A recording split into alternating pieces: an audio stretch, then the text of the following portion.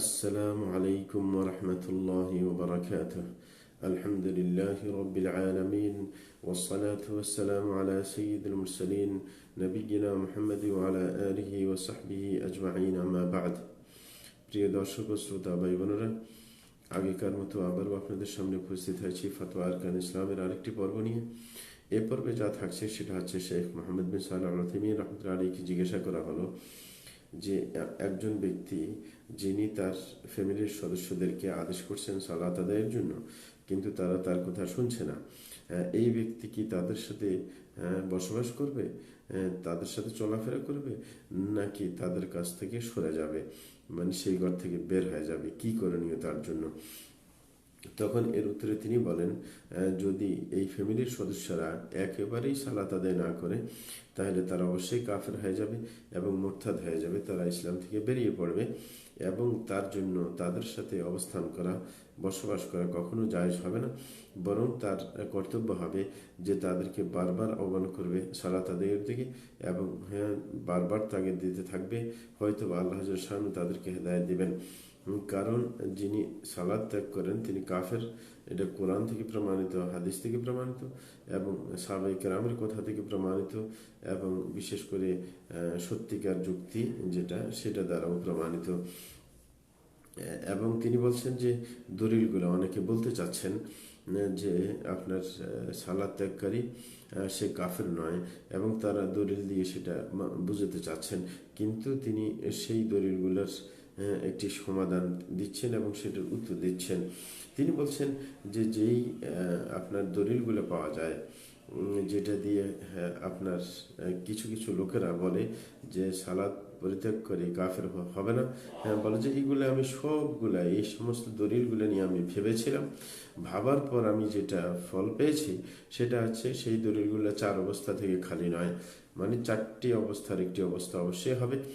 প্রথম নম্বর হচ্ছে তারা এমন কিছু দলিল দিয়ে থাকে যেগুলোর মধ্যে আসলে দলিল খুঁজে পাওয়া যায় না।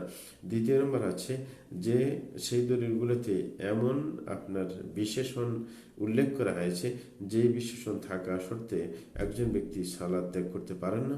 তৃতীয় নম্বর হচ্ছে সেই দলিলগুলোতে এমন একটি অবস্থার বর্ণনা রয়েছে যে অবস্থা থাকলে সালাত ত্যাগকারী মাজুর হয়ে থাকেন, মানে তার উপর বিধান প্রয়োগ করা যায় না, কারণ সে তার কাছে ওজর রয়েছে। এই জন্য চার নম্বর হচ্ছে অথবা দলিলগুলো এমন যে ব্যাপক, সেই ব্যাপক দলিলগুলোকে কুফরের হাদিস দ্বারা বিশেষিত করা হবে, সেগুলো আর ব্যাপক থাকতে পারে না। এবং তিনি বলছেন এটা হচ্ছে আসল কথা, যে কোনো হাদিস আজ পর্যন্ত কোনো কোরআন এবং হাদিস পাওয়া যায়নি যে সালাত ত্যাগকারী মুমিন হতে পারে। যদি এরকম হাদিস পাওয়া যেত তাহলে আমরা সেটা মেনে নিতাম। এবং এমনও পাওয়া যায় না যে সালাত ত্যাগকারী জান্নাতে যাবে অথবা জাহান্নাম থেকে মুক্তি পাবে, এমন কোনো দলিল পাওয়া যায় না। তাইলে আমরা কুফরের হাদিসগুলোকে ব্যাখ্যা করতাম যে এটা আসলে বড় কুফরি নয়, বরং এটা হচ্ছে নেয়ামতের অকৃতজ্ঞতা আদায় করা, অথবা আমরা বলতে পারতাম এটা ছোট কুফরি।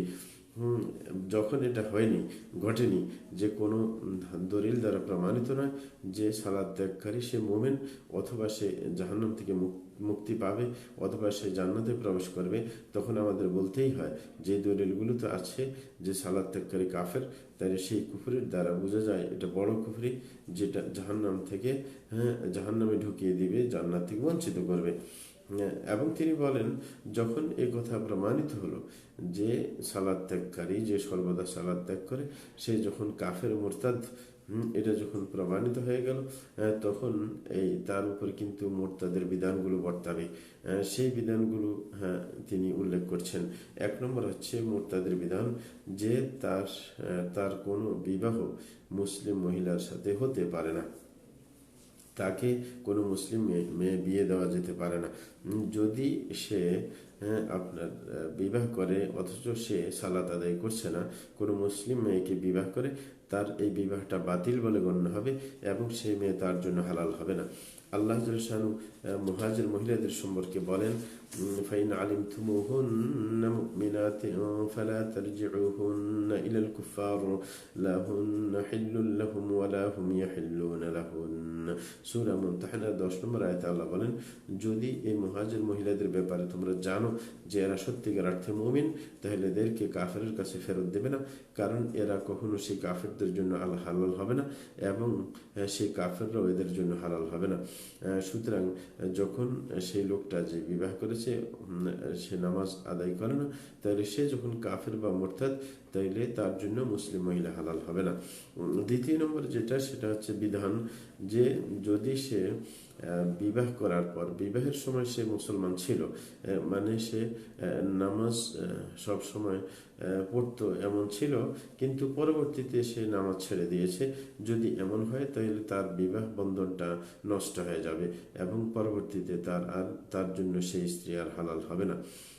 সেটা আগের দলিল তো আছেই, তবে এখানে আলেমদের কিছু আপনার বিস্তারিত ব্যাখ্যা রয়েছে, যেটা সামনে ইঙ্গিত দেওয়া হবে যে আপনার ইদ্যত শেষ হওয়ার আগে পর্যন্ত আগেই আপনার সেটা বাতিল বলে গণ্য হবে বিবাহটা, না ইদ্যত শেষ হওয়ার পরে বাতিল বলে গণ্য হবে, সেটা নিয়ে সামনে ইনশাল্লাহ ব্যাখ্যা দেওয়া হবে, বা এটা তার সাথে সহবাস করার আগেই নাকি পরে, এগুলো নিয়ে কথা আছে।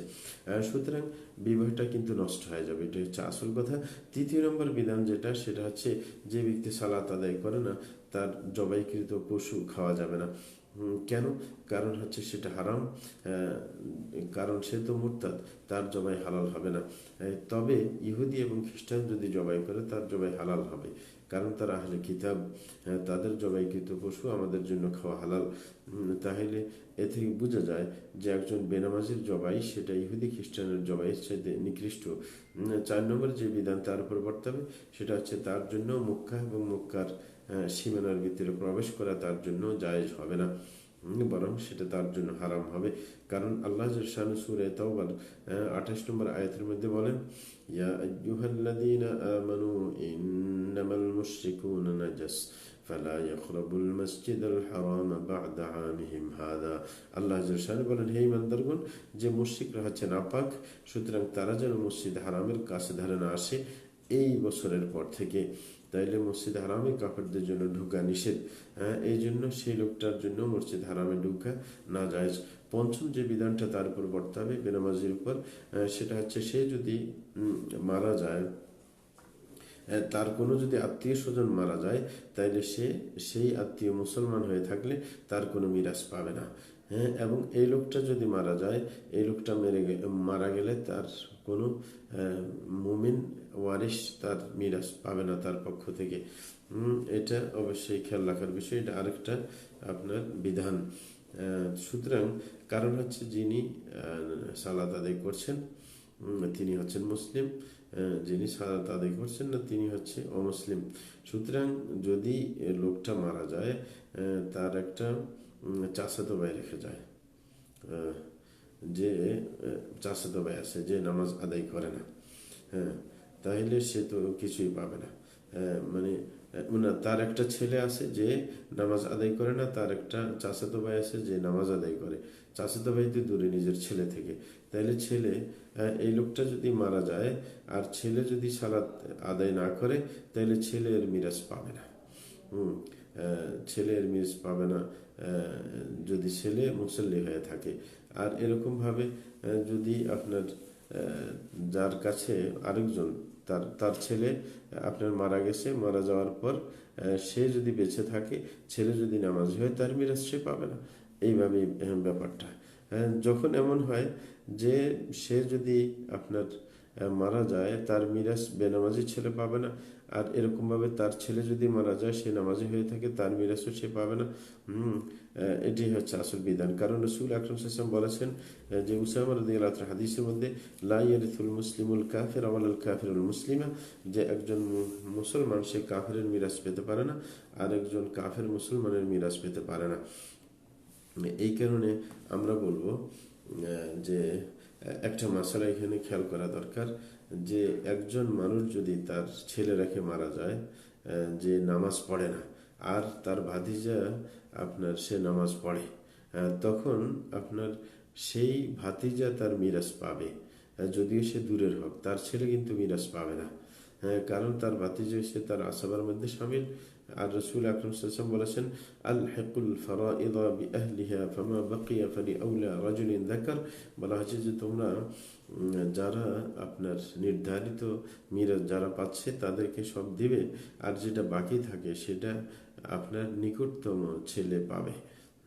সুতরাং আপনার যদি তার সন্তান যদি আপনার নামাজ না পড়ে থাকে, সে পাবে না, সে তো আপনার মিরাজ পাই না সেটা। কিন্তু দূরের হইলে তার চাচাতো ভাই যে, সে দূরের হলেও কিন্তু সে পেয়ে যাবে, কারণ সে ওয়ারিশ, সে আপনার পাওয়ার উপযুক্ত, কারণ সে তখন আসাবে হিসেবে তার অংশ সে পাবে। এই গেল আপনার মিরাসের ব্যাপার। 6 নম্বর যেটা, সেটা হচ্ছে যদি বেনামাজি মারা যায় তাকে গোসল দেওয়া হবে না এবং তার কাফন দেওয়া হবে না, তার উপর নামাজ আদায় করা হবে না, তাকে মুসলমানদের কবরস্থানে দাফন করা হবে না। তাইলে এখন কি করতে হবে, যে তাকে কোনো মরু এলাকায় নিয়ে গিয়ে বা এরকম খালি ফিল্ডে নিয়ে গেলে তার জন্য একটা গর্ত খনন করে তাকে তার কাপড় সহ দাফন করে দেওয়া হবে। তার কারণ তার কোনো মর্যাদা নেই, তার কোনো মর্যাদা থাকতে পারে না। এই ভিত্তিতে কেউ যদি কারোর ঘরে এমন কোনো লোক থাকে যে নামাজ পড়তো না, তাইলে তার জন্য উচিত হবে না যে মুসলমানদের সামনে তার লাশকে আপনার সামনে নিয়ে আসা, যেন তারা সালাত আদায় করে। কারণ তারা তো জানে না, এ তো জানে সে আপনার নামাজ পড়ে না, সে তো কাফের। তাইলে মুসলমানদের সাথে এর উল্টা আচরণ করা যাবে না। 7 নম্বর যে দুঃখিত 7 নম্বর যে বিধান, সেটা হচ্ছে যে এই ব্যক্তি যিনি নামাজ পড়ছেন না, তার কিয়ামত হবে, কিয়ামত দিন তার আপনার উঠতে হবে ফেরাউনের সাথে, হামানের সাথে, কারুনের সাথে এবং উবাই ইবনে খালাফের সাথে। তারা হচ্ছে কাফেরদের মধ্যে লিডার, এবং সে জান্নাতে প্রবেশ করবে না, এবং তার ফ্যামিলির কোনো সদস্য তার জন্য রহমত এবং মাগফিরাতের দোয়া করতে পারবে না, কারণ সে কাফের, সে এটার অধিকার রাখে না। সূরা তাওবার 113 নম্বর আয়াতে আল্লাহ বলেন, ما كان للنبي والذين آمنوا أن يستغفروا للمشركين ولو كانوا أولي قربى من بعد ما تبين لهم أنهم أصحاب الجحيم। আল্লাহ বলেছেন, কোন নবীর জন্য এবং মুমিনের জন্য জায়েজ হবে না যে কোনো মুশরিকের জন্য সে আল্লাহর কাছে ক্ষমা চাইবে যদি সে তার নিকট আত্মীয় হয়।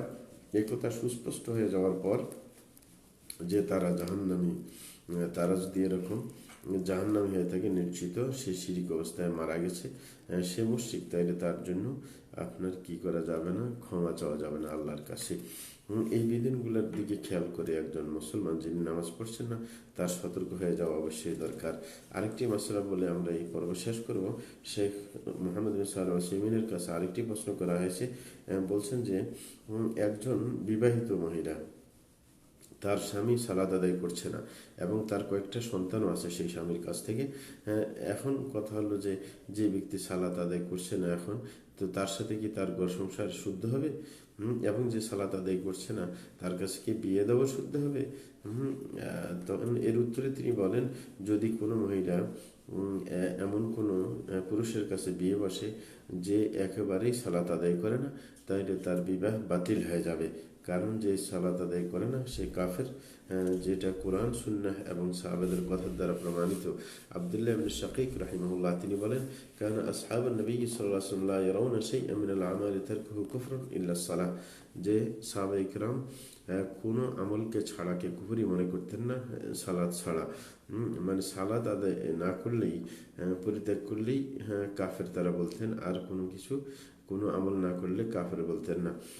এবং কাফেরের জন্য কোনো মুসলিম মেয়ে হালাল হতে পারে না।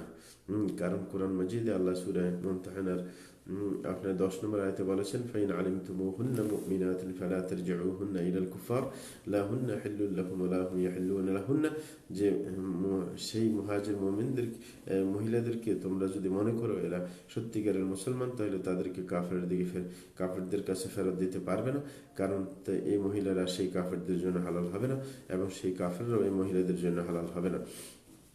যদি এমন পাওয়া যায় যে আপনার বিয়ে করার পর, মানে প্রথমে তো বিয়ে শুদ্ধ হবে না যদি পুরুষ নামাজি না হয় কোনো মুসলিম মহিলার সাথে। এখন হচ্ছে প্রথমে সে নামাজি ছিল, যেটা প্রশ্নের কথা, প্রথমে নামাজি ছিল কিন্তু পরে নামাজ পড়া বন্ধ করে দিয়েছে, এমন যদি হয় তাহলে তার বিবাহটা বাতিল হয়ে যাবে। তবে যদি সে তওবা করে আবার ইসলামের দিকে ফিরে আসে, তাহলে তার বিয়েটা টিকবে। তবে কিছু ওলামায়ে কেরাম এটা শর্ত দিয়েছে যে ইদ্যত শেষ হয়ে যেতে হবে, কারণ বিবাহ তো ছিন্ন হয়ে যাবে, বিচ্ছিন্ন হয়ে যাবে, এটা ঠিক, কিন্তু ফেরত আসার ব্যাপারটা, যদি মহিলা ইদ্যতের মধ্যে থাকে তাহলে তাকে ফেরত নিতে পারবে, আর যদি মহিলার ইদ্যত শেষ হয়ে যায় তাহলে বিবাহটা একবারে শেষ হয়ে যাবে, আর বিবাহটা টিকতে পারে না। এটা হচ্ছে কথা, তখন নতুন করে তাকে আবার বিয়ে করতে হবে।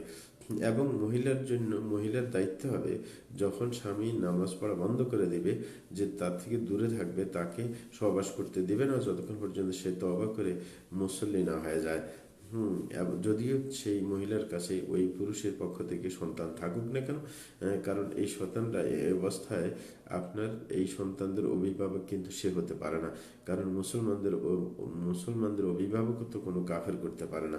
সুতরাং এই ব্যাপারগুলো জানার পর তিনি সতর্ক করছেন মুসলিম ভাইদেরকে যে তারা যেন নিজের মেয়েদেরকে, অথবা যাদের উপর তাদের ওলায়েত রয়েছে, অভিভাবকত্ব রয়েছে, তারা যেন কোনো বেনামাজির কাছে নিজেদের অধীনস্থ মেয়েদেরকে বিবাহ শাদীতে আবদ্ধ না করেন, এবং এই ক্ষেত্রে কোনো যেন নিকট আত্মীয় বা বন্ধু এই হিসাবে বলে তাদের প্রতি যেন দুর্বলতা না দেখান, সে ব্যাপারে তিনি সতর্ক করেছেন। বলছেন ব্যাপারটা কোনো হালকা ব্যাপার নয়, বরংটা ব্যাপারটা খুবই কঠিন ব্যাপার। এই কারণে এই ব্যাপারে সতর্কতা অনিবার্য। আল্লাহ জাল্লাহু আমাদেরকে সঠিকভাবে বুঝে আমল করার তৌফিক দান করুন। ওয়া সাল্লাল্লাহু আলা নবিয়িনা মুহাম্মদ ওয়া আলা আলিহি ওয়া সাহবিহি আজমাইন।